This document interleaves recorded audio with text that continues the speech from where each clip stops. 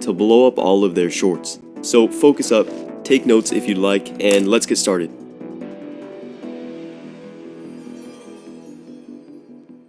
Before we can talk about breaking the algorithm, we need to understand how it works and also how it can be exploited. And first things first, it's not random and it has nothing to do with luck. The algorithm simply shows the best, most engaging content on the platform. So as long as you can make engaging shorts with high retention, then blowing up is pretty much guaranteed. And to prove that statement, let's go back to when I was just starting out on shorts. I had basically no idea what I was doing, and my shorts wouldn't even break 100 views. But I kept improving my content until I finally started having success on the channel. I believe it took about 4 months for me to hit 10k subscribers. But here's where it gets crazy. On my next channel after that, I hit 10k subs in 3 weeks, simply because I was more experienced and knew how to make better content. So believe me when I say, the algorithm always recognizes good shorts and pushes them forward. And you'll start seeing this happen with your shorts if you do everything I tell you to.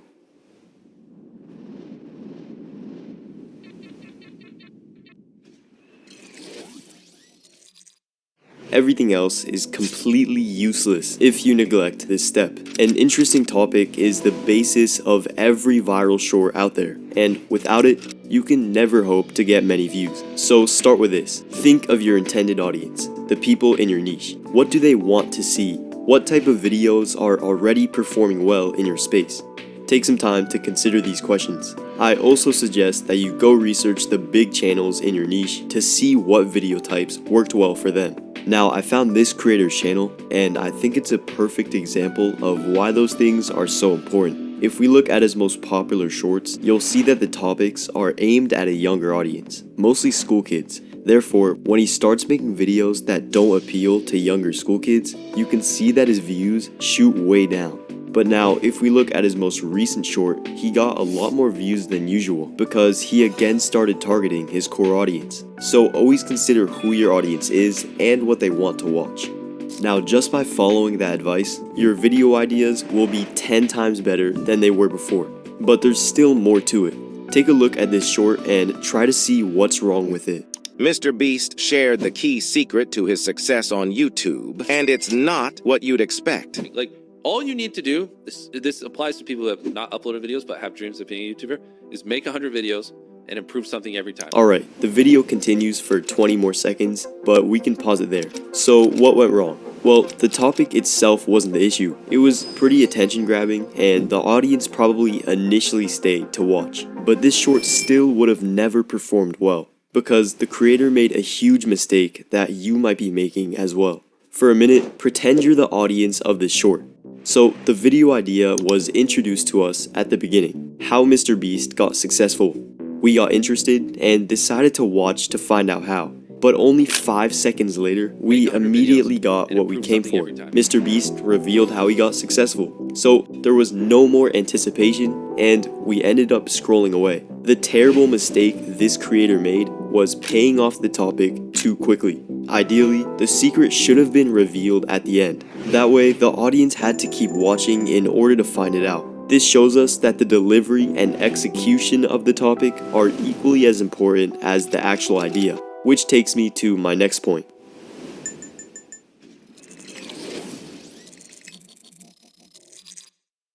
This is a huge aspect to master if you want to effortlessly make viral content. Editing is how you present your video, the external things like cutting, pacing, and captions. Structure is how you compose your video, with things like storytelling and payoffs. Learn how to combine good structure and good editing, and you'll be going viral with every single post. And to help you guys with that, there's a system that I use called HPC, which I'll break down for you guys, starting with H, the hook, the first 5 seconds of your shorts. Also the most important part of your content. Your hook should introduce the topic of the video while still leaving the viewer with a lot of questions. Look at how this creator executed his hook on a short with over 70 million views. I want to be the first person to have a snowball fight in the desert. Alright, Let's break that down. So it was fast-paced and attention-grabbing. No pauses, quick music with captions on the screen. But it also gave us a lot of questions. How's he gonna have a snowball fight in the desert? Where's he gonna get snow? How did he even get in a desert? So we would have continued watching to answer those questions. And that leads us to the second letter of HPC, progression. But there's a problem. It's hot out here, the sand won't form balls, and we don't have any snow. So Braden and I grabbed our cooler and headed for the mountains. It was a long voyage, and I often wondered if it was going to be worth it. Right, so we're progressing along in the short, and notice how the creator is meeting the expectations he set in the intro. He said he was gonna have a snowball fight in the desert, so now he's fulfilling that promise and literally showing the adventure to get snow. This is something you have to do in your shorts. Imagine if he said, okay, now let's get some snow, and then he walks to his car and pulls out a cooler filled with ice. That would be terrible, right? We'd be so disappointed.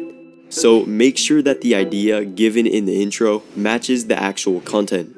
Now, the final letter of HPC stands for climax. The climax is the moment that the topic is fulfilled, and the audience finally gets what they came for, which in this case is a snowball fight in the desert. Now there's only one thing that two men can do with a cooler full of snow. Throw it at each other. And that wraps up everything nicely. That was overall a very good short. The use of editing complemented the video style, the music was fitting, he threw some jokes in there as well, and the storytelling was very effective. Even if your niche is completely different from this guy, if you apply his same tactics to your own content, you'll start seeing your shorts get hundreds of thousands of views. And also, never be afraid to imitate other creators. Learning from successful channels is a very important part of improving your shorts.